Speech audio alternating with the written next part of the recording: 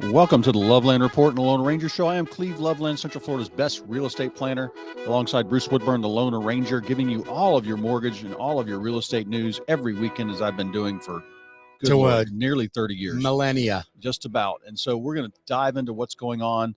Thank you for tuning in today. I want to cover holiday sales. Right now, it's actually funny, Bruce. I'm writing my contracts for 2025, which should be a great year.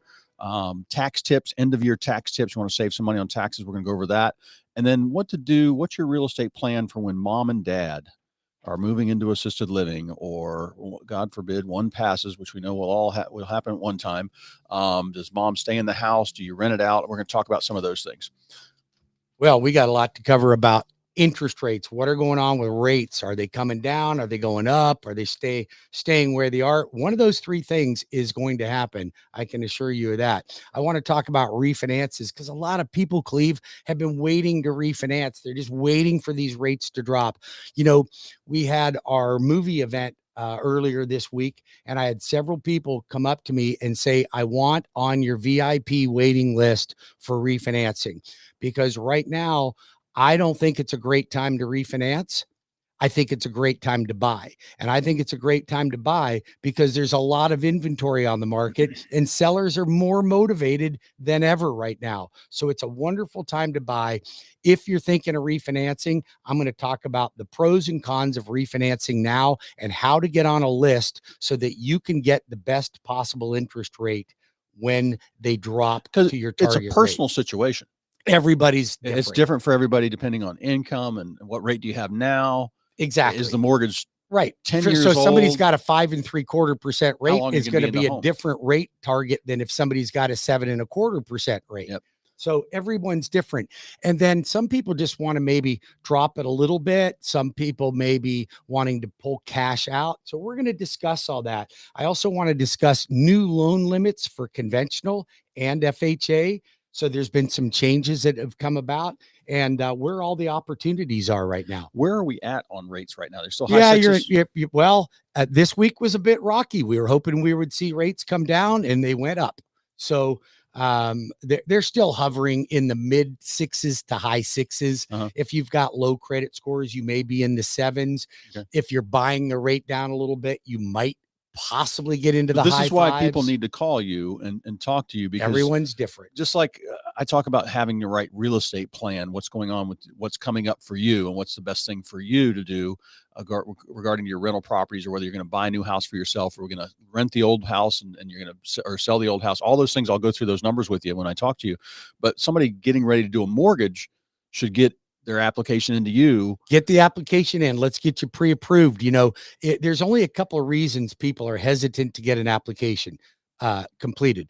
Maybe number one, they're afraid that their credit will be damaged if a credit report's pulled. That is a misnomer, not from a direct lender. If you have the ability to grant credit, a ding on your credit report is about 3 points. Now, if you're a car dealership or a mortgage broker and not a mortgage lender like I am, then the hit's going to be more substantial. But worrying about a credit hit for a mortgage should never concern you. Now, but that is a big concern for people, and we have to address that. The other thing is maybe they don't think their credit is good enough, and they're going to try to fix it on their own.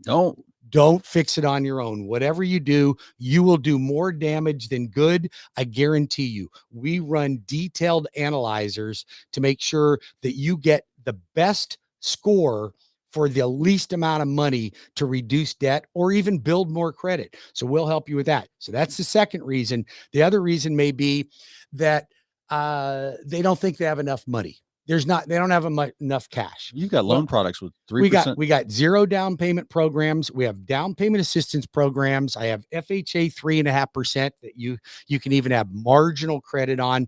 There are opportunities for everyone. The biggest challenge that most people have is procrastination and fear. If you can get over the fear and get over the procrastination, know where you stand and just jump in, because you can probably get somebody's credit score up a couple points, because easily maybe they're in a lease and it doesn't end till May. I got a client up almost 150 points last week. Nice. 150 points. Definitely changed. And I didn't even think I could get it up that high, but I did. But knowing where you stand, like I'm fast tracked and ready to go on a mortgage. When I see a good deal come across my desk, I'm going to jump, and I want to get 2 more properties next year. Speaking of which, we got if you are interested in getting into being the landlord game and learning how to build generational wealth, we've got our Leapfrog program, January 22nd, Ale House, Winter Park, 6:30. Go to webringyouhome.com to register, right? And you know what? You said that getting into the landlord game, but you don't have to get into the landlord game.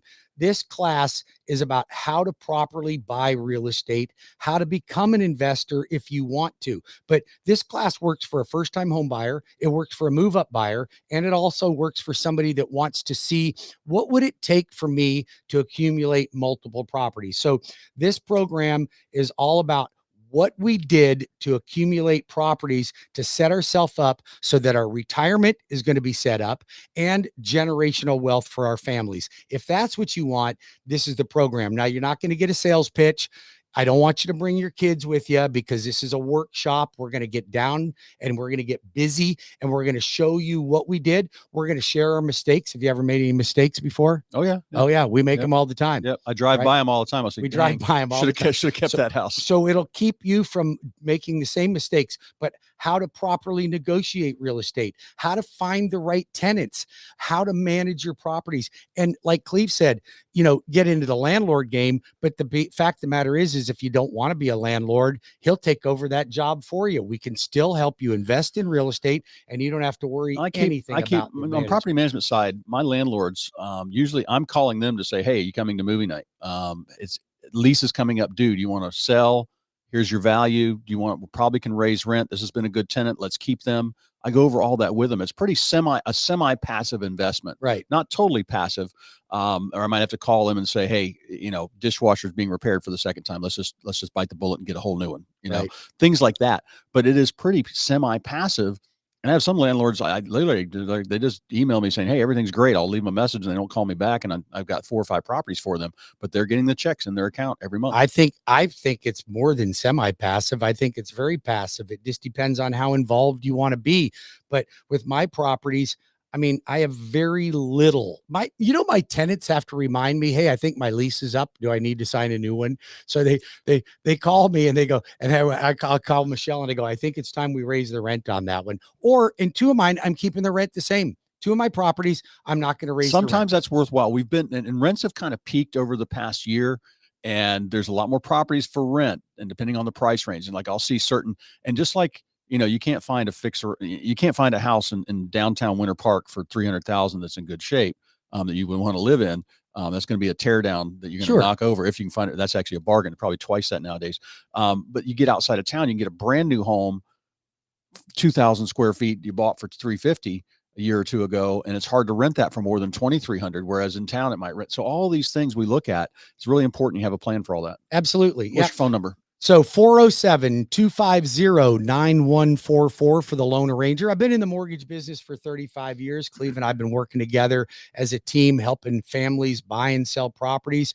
I've closed tens of thousands of loan transactions. Cross Country Mortgage, the #1 lender in the country. If you want to work with somebody that knows what they're doing, has you and your family's best interest always at front, never a sales pitch, always great service, lowest possible interest rates, lowest possible closing costs. I'm a direct lender. We can help you in any state in the United States that you want to buy or sell in. You just let us know. The Loan Arranger's here for you. 407-250-9144 or webringyouhome.com. Right. Get your application started. Cleve Loveland can be reached now at 407-352-8118. That's 407-352-8118. What you got, Cleve? All right. So Lawrence Yoon, head economist for the National Association of Realtors, really, really smart dude, been there forever, talking about how next year should be an increase in sales. Now, hopefully it will beat 2023. 2024 running about 10% behind on total sales. From 2022, you mean? Inventory growing. Now, the nice thing about inventory growing, our inventory in Central Florida is about a 5-month supply, which means even though this crummy Biden inflation we've had has run, prices have still risen. It's 2025 should be a busier year. Yeah, but do you think right now, like today, don't you feel like we're more in a buyer's market than a seller's market? It doesn't seem, or do you really think it's more balanced prices right aren't. now? I think we're almost balanced, and I'll see. What's the date? Today's the 7th. Next week, I don't know if I have the numbers next week. I'd like to see what November's listing numbers are as far as inventory. We've had the same inventory for about 4 months, so I think it's kind of peaked. So we're at a 60-day on the market, right? That's your average. About 60 days. I'm 60 about days 30 on the market. Yeah. Well, you always beat the market. Yep. Cleve's just an overachiever. Yep, You'll know that when you meet him. Okay. Call my mom and tell her that. Yeah. So, but 60 days on the market is a lot longer than we typically see. And you see, and what's funny, Bruce, is some homes will sit. I get a lot of people calling going, "Hey, I don't know what's going on."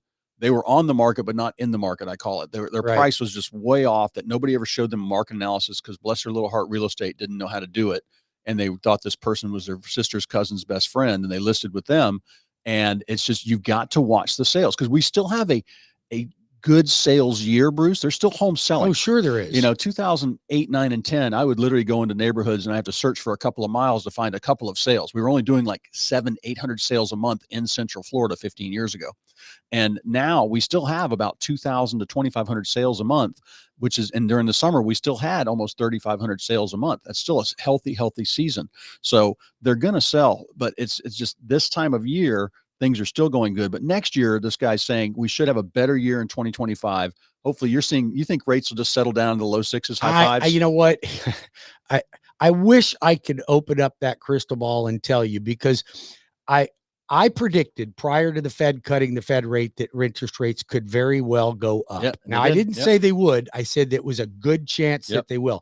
And that's exactly what happened. So now we've had a second Fed cut, and they got worse. Now, this week started better. It started to improve, but it's been a little bit rocky. It's up and down. I don't know. I think personally, it's going to take Trump to get in office. He's going to have to take over, and he's going to have to get energy costs down. So if we start drilling and fracking, energy costs are going to go down, and then we should see inflation completely under control, and that will improve. And I'm looking at our little CME Fed Watch. What do we got? Here. 60% chance? 80%. Oh, that's gone up. 76% chance. It has gone up. The Fed meets in 14 days. Yes. So that'll be interesting. So, and you probably haven't noticed it yet, but your credit card, if you carry a balance on your credit cards, hopefully you don't, or your HELOC, your rates probably come down a little bit. And so instead of being 10, it might be 9. Well, we've had 0.25%, 0.75% cut.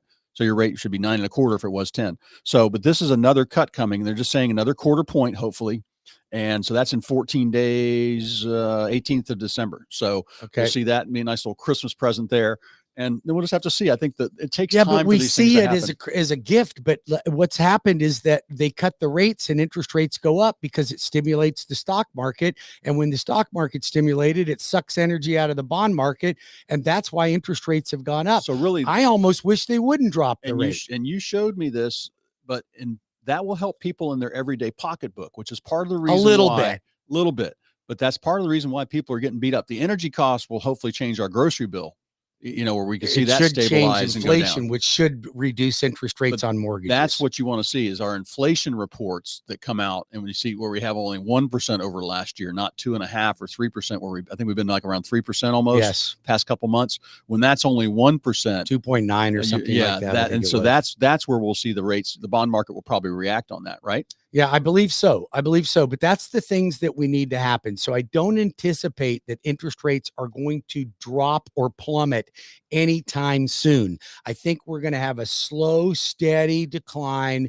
And that's why when we come back from the next break, I want to talk a little bit more about refinancing, who should refinance, who shouldn't refinance. If you'd like to talk to Cleve, he can be reached right now at 407-352-8118. That's 407-352-8118 or cleveloveland.com. If you'd like to get your mortgage application started, I highly suggest you do. Go to webringyouhome.com. That's webringyouhome.com. Or call or text 407-250-9144. That's 407-250-9144 for the Loan Arranger. Cleve and I will be back in 5 minutes with more of the Loveland Report and the Loan Arranger Show. Do not change the channel. Don't get out of your car. Just keep going the way you are. We're going to be back in 5 minutes. We got some great stuff you're going to want to hear. We'll be back. Stay tuned.